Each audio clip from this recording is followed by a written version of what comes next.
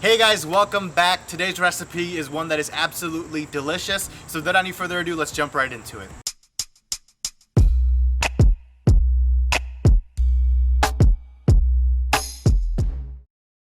So guys, before we jump into the recipe, like always, make sure to like, share, and subscribe. Punch that notification bell. So let's jump into the video. So today we're making our take on Upma.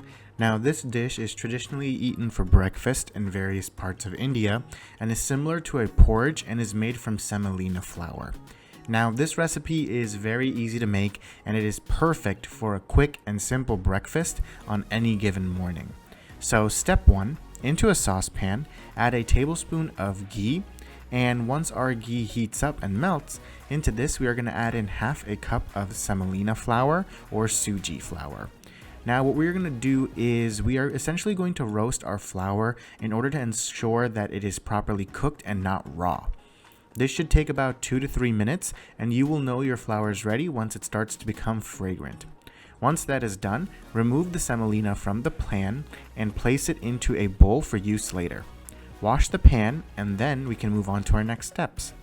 Next, once we have a clean pan, into this we're going to add in 1 to 2 teaspoons of oil and allow it to heat up. Once the oil is ready, into this we're going to add in a pinch of mustard seeds as well as a pinch of hing or asafetida powder. Then into this we will also add in half a cup of roasted cashews. If you don't have roasted cashews, you are going to have to roast them by yourself first and then add them in later on. And now give it all a nice mix. Then after this we will add in half of an onion that is finely chopped, as well as 3 green chilies also finely chopped. Last but not least, we'll also add in 1/4 cup of raisins, and once again, mix. We will now cook our mixture until the onions become soft and translucent, and then we will move on to the next steps. Once the onions are ready, we will now season our dish with salt to taste. So add a little bit at first, mix it all up, and then taste it, see if you need more, and then add more. You don't want to overdo it, always under season, taste, and then season more if needed.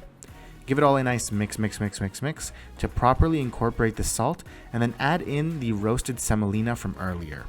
Give it another mix, and then we're going to add in 2 cups of water. Give it one more mix until well combined, and then cook out the dish until a majority of the water has evaporated. Once that is done, to this we're going to add in 1/4 cup of plain yogurt or dahi. Give it one final mix until we are left with a smooth and delicious final dish. Cook it out for another minute or so in order to ensure that there's no more water left in the pan, and our upma is all ready for us to serve up and enjoy.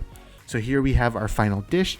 It has a great balance of flavors, with the spice from the chilies being offset by the raisins, and the salt and yogurt adding some additional flavor notes as well. So try it out for yourself and let us know what you think. So guys, hope you enjoyed the recipe. Try it out at home, let me know how it tastes, and keep on cooking.